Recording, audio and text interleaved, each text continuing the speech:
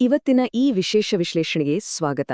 ಇವತ್ ನಾವು ಕರ್ನಾಟಕ ಸರ್ಕಾರದ ಬಹುಮುಖ್ಯವಾದ ಅಷ್ಟೇ ಉಪಯುಕ್ತವಾದ ಈ ಪೌತಿ ಖಾತೆ ಸುತ್ತೋಲೆಯ ಬಗ್ಗೆ ಸಂಪೂರ್ಣವಾಗಿ ಬಹಳ ಸುಲಭವಾಗಿ ಅರ್ಥವಾಗುವ ಹಾಗೆ ತಿಳ್ಕೊಳ್ಳೋಣ. ಇದು ನಮ್ಮ ರೈತ ಕುಟುಂಬಗಳಿಗೆ ನಿಜಕ್ಕೂ ಒಂದು ಗೇಮ್ ಚೇಂಜರ್ ಅಂತಾನೆ ಹೇಳಬಹುದು. ಸರಿ, ಈಗ ನೇರವಾಗಿ ವಿಷಯಕ್ಕೆ ಬರೋಣ. ಇದು ಇತ್ತೀಚಿನ ಕಂದಾಯ ಇಲಾಖೆಯ ಮಾರ್ಗಸೂಚಿಗಳಿರುವ ಅಧಿಕೃತ ಸರ್ಕಾರದ ಸುತ್ತೋಲೆ. ಈ ಒಂದು ಡಾಕ್ಯುಮೆಂಟ್ ಆಧಾರದ ಮೇಲೆಯೇ ನಮ್ಮ ಇವತ್ತಿನ ಇಡೀ ವಿಶ್ಲೇಷಣೆ ಇರುತ್ತೆ.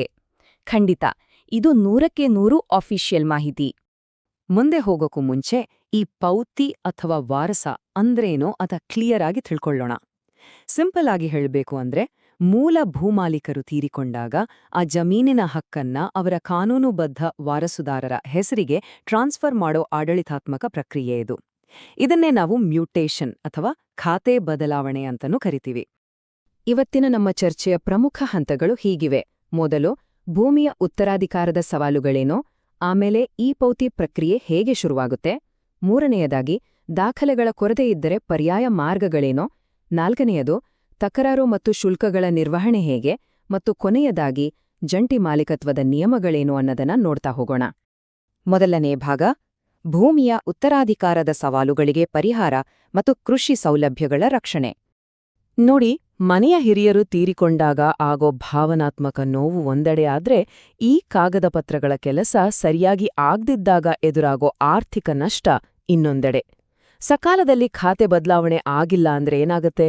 ಬ್ಯಾಂಕ್ ಸಾಲ ಸಿಗಲ್ಲ, ಬರಗಾಲ ಪರಿಹಾರ ನಿಧಿ ಕೈತಪ್ಪುತ್ತೆ, ಪಿಎಂ ಕಿಸಾನ್ ನಂತಹ ಯೋಜನೆಗಳ ಲಾಭ ಕೂಡ ಸಿಗೋದಿಲ್ಲ. ಈ ದೊಡ್ಡ ತಲೆನೋವನ್ನ ತಪ್ಪಿಸೋಕೆ ಅಂತಾನೆ ಈ ಪೌತಿ ವ್ಯವಸ್ಥೆ ಬಂದಿರೋದು. ಈಗ ಎರಡನೇ ಭಾಗಕ್ಕೆ ಬರೋಣ. ಈ ಪೌತಿ ಪ್ರಕ್ರಿಯೆಯ ಆರಂಭ ಮತ್ತು ಸರ್ಕಾರದ ಮಧ್ಯಪ್ರವೇಶ ಹೇಗೆ ಕೆಲಸ ಮಾಡುತ್ತೆ. ಇಲ್ಲಿನ ಬಹುಮುಖ್ಯವಾದ ಅಂಶ ಅಂದ್ರೆ, ಇಡೀ ಪ್ರಕ್ರಿಯೆ ಈಗ ಆಲ್ಮೋಸ್ಟ್ ಡಿಜಿಟಲ್ ಆಗಿದೆ. ಗ್ರಾಮ ಆಡಳಿತಾಧಿಕಾರಿಗಳು ಆಧಾರ್ ಸೀಡಿಂಗ್ ಮಾಡುವಾಗ ಅಥವಾ ಮರಣ ರಿಜಿಸ್ಟರ್ ಮೂಲಕ ಮೃತರನ್ನ ಗುರುತಿಸ್ತಾರೆ. ಆಮೇಲೆ ವಾರಸುದಾರರು ಅಟಲ್ಜಿ ಜನಸ್ನೇಹಿ ಕೇಂದ್ರದಿಂದ ಮರಣ ಪ್ರಮಾಣ ಪತ್ರ ಮತ್ತೆ ವಂಶವೃಕ್ಷವನ್ನ ಕೊಟ್ಟ ತಕ್ಷಣವೇ ಆಟೋಮ್ಯಾಟಿಕ್ ಆಗಿ ಈ ಪೌತಿ ಸಾಫ್ಟ್ವೇರ್ನಲ್ಲಿ ಮ್ಯೂಟೇಷನ್ ಪ್ರಕ್ರಿಯೆ ಅಧಿಕೃತವಾಗಿ ಶುರುವಾಗ್ಬಿಡುತ್ತೆ. ಎಲ್ಲಾ ದಾಖಲೆಗಳು ಪಕ್ಕಾ ಇದ್ದಾಗ ನಡೆಯೋ ಸುಗಮವಾದ ಪ್ರಕ್ರಿಯೆ ಇದು. ಮೂರನೇ ಭಾಗ, ವಿವಿಧ ದಾಖಲೆಗಳ ಸನ್ನಿವೇಶಗಳು. ಅಂದ್ರೆ, ಒಂದು ವೇಳೆ ಕಾಗದ ಪತ್ರಗಳ ಕೊರತೆ ಇದ್ರೆ ಆಗೇನು ಮಾಡ್ಬೇಕು. ಮೊದಲನೇ ಸನ್ನಿವೇಶವನ್ನ ನೋಡೋಣ. ನಿಮ್ಮ ಹತ್ತಿರ ಅಧಿಕೃತ ವಂಶವೃಕ್ಷ ಇಲ್ಲ ಅಂಟಿಟ್ಕೊಳ್ಳಿ. ಆಗ ಗಾಬರಿಯಾಗೋ ಅಗತ್ಯ ಖಂಡಿತ ಇಲ್ಲ. ಕುಟುಂಬದ ಮಾಹಿತಿಯನ್ನ ನೋಟರಿ ಮುಂದೆ ಅಫಿಡವಿಟ್ ಮೂಲಕ ಸಲ್ಲಿಸಿ ಅಟಲ್ಜಿ ಜನಸ್ನೇಹಿ ಕೇಂದ್ರದಲ್ಲಿ ಮನವಿ ಕೊಟ್ರೆ ಸಾಕು, ಹೊಸ ವಂಶವೃಕ್ಷ ಪಡೆಯಬಹುದು. ಒಮ್ಮೆ ಇದು ಕೈಗೆ ಸಿಕ್ತು ಅಂದ್ರೆ ಮುಂದಿನ ಕೆಲಸ ಗ್ರಾಮ ಆಡಳಿತಾಧಿಕಾರಿಗಳ ಮೂಲಕ ಸರಾಗವಾಗಿ ಸಾಗುತ್ತೆ. ಹಾಗಾದ್ರೆ ಮರಣ ಪ್ರಮಾಣಪತ್ರವೇ ಇಲ್ಲ ಅಂದ್ರೆ ಕಥೆ ಏನು?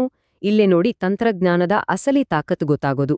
ಗ್ರಾಮ ಆಡಳಿತಾಧಿಕಾರಿಗಳು ರೇಷನ್ ಕಾರ್ಡ್ ಅಥವಾ ಆಧಾರ್ ಪರಿಶೀಲಿಸಿ ಊರಲ್ಲಿಯೇ ಒಂದು ಮಹಜರ್ ಅಂದ್ರೆ ಸ್ಥಳ ಪರಿಶೀಲನೆ ಮಾಡ್ತಾರೆ.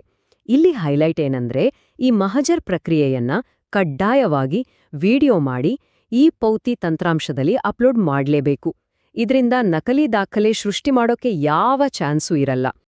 ನಾಲ್ಕನೇ ಭಾಗ, ತಕರಾರು ಮತ್ತು ಶುಲ್ಕಗಳ ನಿರ್ವಹಣೆ. ಇದು ಎಷ್ಟು ಕೈಗೆಟುಕುವ ಹಾಗೂ ನ್ಯಾಯಸಮ್ಮತವಾದ ಪ್ರಕ್ರಿಯೆ ಅಂತ ನೋಡೋಣ. ಸರ್ಕಾರಿ ಕೆಲ್ಸ ಅಂದ್ಕೂಡ್ಲೆ ₹1,000 ಖರ್ಚಾಗುತ್ತೆ, ದಿನಗಟ್ಲೆ ಅಲೆದಾಡಬೇಕು ಅಂತ ಟೆನ್ಷನ್ ಆಗ್ತಾ ಇದೆಯಾ? ಆ ಚಿಂತೆ ಬಿಟ್ಬಿಡಿ. ಕೇವಲ ₹35. ಹೌದು, ನೀವು ಕೇಳಿದ್ದು ನಿಜ.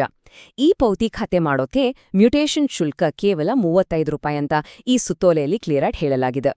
ಈ ಡಿಜಿಟಲ್ ಸೇವೆ ಜನಸಾಮಾನ್ಯರಿಗೆ ಯಾವುದೇ ಆರ್ಥಿಕ ಹೊರೆ ಆಗ್ಬಾರ್ದು ಅನ್ನೋದೇ ಇದರ ಹಿಂದಿನ ಬಹುದೊಡ್ಡ ಉದ್ದೇಶ. ಪ್ರಕ್ರಿಯೆ ಮಧ್ಯದಲ್ಲಿ ಏನಾದ್ರೂ ತಕರಾರುಗಳು ಬಂದ್ರೆ ಅದಕ್ಕೂ ಒಂದು ಸ್ಟ್ರಿಕ್ಟ್ ಟೈಮ್ಲೈನ್ ಇದೆ. ಮ್ಯೂಟೇಷನ್ ಫಾರ್ಮ್ 12 ಮತ್ತೆ 21 ಸಲ್ಲಿಕೆಯಾದ ದಿನದಿಂದ 15 ದಿನಗಳ ಕಾಲ ಆಕ್ಷೇಪಣೆ ಸಲ್ಲಿಸಕ್ಕೆ ಟೈಮ್ ಕೊಡ್ತಾರೆ. ಯಾರಾದ್ರೂ ಆಕ್ಷೇಪಣೆ ಎತ್ತಿದ್ರೆ ಆ ಕೇಸ್ ನೇರವಾಗಿ ತಹಸೀಲ್ದಾರ್ ಕಚೇರಿಗೆ ಹೋಗುತ್ತೆ. ಅಲ್ಲಿಂದ ಕೇವಲ 1 ತಿಂಗಳ ಒಳಗೆ RCCMS ಅಂದ್ರೆ ಕಂದಾಯಿ ನ್ಯಾಯಾಲಯಗಳ ಪ್ರಕರಣ ನಿರ್ವಹಣಾ ವ್ಯವಸ್ಥೆಯಲ್ಲಿ ಆ ತಕರಾರನ್ನ ಇತ್ಯರ್ಥ ಮಾಡ್ಲೇಬೇಕು. ಸುಮ್ಮನೆ ವರ್ಷಗಟ್ಲೆ ಎಳೆಯೋ ಹಾಗಿಲ್ಲ. ಇದನ್ನೇ ಸುತ್ತೋಲೆಯಲ್ಲಿ ಬಹಳ ಅದ್ಭುತವಾಗಿ ವಿವರಿಸಿದ್ದಾರೆ. 15 ದಿನಗಳ ನೋಟಿಸ್ ಪೀರಿಯಡ್ ಹೇಗಿರುತ್ತೆ, ಆಕ್ಷೇಪಣೆ ಬಂದ್ರೆ ಅದನ್ನ ತಹಸೀಲ್ದಾರ್ ಹಂತಕ್ಕೆ ಹೇಗೆ ಎಸ್ಕಲೇಟ್ ಮಾಡಬೇಕು ಅನ್ನೋದರ ಪಕ್ಕಾ ಕಾನೂನು ಭಾಷೆ ಮತ್ತು ಮಾರ್ಗಸೂಚಿಗಳು ಈ ದಾಖಲೆಯಲ್ಲಿದೆ. ಎಲ್ಲವೂ ಪಾರದರ್ಶಕ. ಕೊನೆಯ ಹಾಗೂ 5ನೇ ಭಾಗ, ಜಂಟಿ ಮಾಲೀಕತ್ವ ಮತ್ತು ಸಮ್ಮತಿ ನಿಯಮಗಳು. ಪ್ರತಿಯೊಬ್ಬ ವಾರಸುದಾರನ ರಕ್ಷಣೆ ಹೇಗೆ ಮಾಡಲಾಗುತ್ತೆ ಅನ್ನೋದನ್ನ ನೋಡೋಣ. ಎಲ್ಲರ ಮನೆಗಳಲ್ಲೂ ಸದಾ ಒಮ್ಮತ ಇರುತ್ತೆ ಅಂತ ಹೇಳೋಕ್ಕಾಗಲ್ಲ ಅಲ್ವಾ? ಉದಾಹರಣೆಗೆ ಕುಟುಂಬದ ಯಾರೋ ಒಬ್ರು ಆಧಾರ್ KYC ಕೊಡೋದಕ್ಕೆ ಒಪ್ಪಲಿಲ್ಲ ಅಂತ ಇಟ್ಕೊಳ್ಳಿ. ಆಗ ಈ ಸಿಸ್ಟಮ್ ತಕ್ಷಣವೇ ಅದನ್ನ ಒಂದು ಅಧಿಕೃತ ತಕರಾರು ಅಂತ ಕನ್ಸಿಡರ್ ಮಾಡುತ್ತೆ. 15 ದಿನ ಆದ್ಮೇಲೆ ಅದು RCCMSಗೆ ಹೋಗುತ್ತೆ. ಅಷ್ಟೇ ಅಲ್ಲ, ಜಮೀನಿನ ಪಹಣಿಯ ಕಾಲಂ 11ರಲ್ಲಿ ಉತ್ತರಾಧಿಕಾರಿಗಳ ತಕರಾರು ಇದೆ ಅಂತ ಬಹಳ ಸ್ಪಷ್ಟವಾಗಿ ನಮೂದು ಮಾಡಲಾಗುತ್ತೆ. ಈ ಪೌತಿ ವ್ಯವಸ್ಥೆಯ ಅತ್ಯಂತ ನ್ಯಾಯಸಮ್ಮತವಾದ ರೂಲ್ ಏನೆಂದ್ರೆ, ಸರ್ಕಾರವು ಯಾವಾಗಲೂ ಜಂಟಿ ಮಾಲೀಕತ್ವವನ್ನೇ ಡೀಫಾಲ್ಟ್ ಆಗಿ ಇಡುತ್ತೆ. ಅಂದ್ರೆ ವಂಶವೃಕ್ಷದಲ್ಲಿ ಯಾರ್ಯಾರ ಹೆಸರು ಇದೆಯೋ ಅವರೆಲ್ಲರ ಹೆಸರಿಗೂ ಜಂಟಿಯಾಗಿ ಜಮೀನ್ ಖಾತೆಯಾಗುತ್ತೆ. ಇದ್ಯಾಕೆ ಗೊತ್ತಾ? ಕುಟುಂಬದ ಯಾವೊಬ್ಬ ಸದಸ್ಯನಿಗೂ, ಮುಖ್ಯವಾಗಿ ಹೆಣ್ಮಕ್ಕಳಿಗೆ ಅನ್ಯಾಯ ಆಗ್ಬಾರ್ದು ಅನ್ನೋ ಕಾಳಜಿಯಿಂದ. ಇವೆರಡರ ನಡುವಿನ ವ್ಯತ್ಯಾಸವನ್ನೊಮ್ಮೆ ನೋಡ್ಬಿಡೋಣ. ಜಂಟಿ ಖಾತೆ ಆಗೋದು ತೀರಾ ಸರಳ, ಆಟೋಮ್ಯಾಟಿಕ್ ಆಗಿ ಆಗೋಗುತ್ತೆ. ಅದಕ್ಕೆ ಮ್ಯೂಟೇಷನ್ ಪೂರ್ವ ನಕ್ಷೆ ಕೂಡ ಬೇಕಾಗಿಲ್ಲ. ಆದ್ರೆ ಇಡೀ ಜಮೀನನ್ನ ಕುಟುಂಬದ ಒಬ್ಬರೇ ವ್ಯಕ್ತಿ ಹೆಸರಿಗೆ ಖಾತೆ ಮಾಡಬೇಕು ಅಂದ್ರೆ ಆಗ ರೂಲ್ಸ್ ಬಹಳ ಸ್ಟ್ರಿಕ್ಟ್. ಉಳಿದ ಎಲ್ಲಾ ಸದಸ್ಯರು ತಹಸೀಲ್ದಾರ್ ಎದುರುಗಡೆನೇ ನಿಂತು ನೋಟರಿ ಪ್ರಮಾಣಪತ್ರದ ಮೂಲಕ ಲಿಖಿತ ಒಪ್ಪಿಗೆ ಕೊಡಲೇಬೇಕು. ಬಲವಂತದಿಂದ ಅಥವಾ ಮೋಸದಿಂದ ಆಸ್ತಿ ಕಬಳಿಸೋದನ್ನ ತಡೆಯೋಕೆ ಇದೊಂದು ದೊಡ್ಡ ಬ್ರಹ್ಮಾಸ್ತ್ರ. ಇದೆಲ್ಲವನ್ನೂ ನೋಡಿದ ಮೇಲೆ ನಮ್ಮ ಮುಂದೆ ಉಳಿಯೋ ಒಂದು ದೊಡ್ಡ ಪ್ರಶ್ನೆ ಇದು. ಈ ಅತ್ಯಾಧುನಿಕ ಡಿಜಿಟಲ್ ಆಧಾರಿತ ಪೌತಿ ವ್ಯವಸ್ಥೆಯು ಗ್ರಾಮೀಣ ಕರ್ನಾಟಕದಲ್ಲಿ ದಶಕಗಳಿಂದ ತಲೆಮಾರುಗಳಿಂದ ಕಾಡ್ತಾ ಇರೋ ಸಾವಿರಾರು ಭೂ ವಿವಾದಗಳಿಗೆ ಶಾಶ್ವತವಾದ ಫುಲ್ ಸ್ಟಾಪ್ ಇಡಬಲ್ಲದೆ?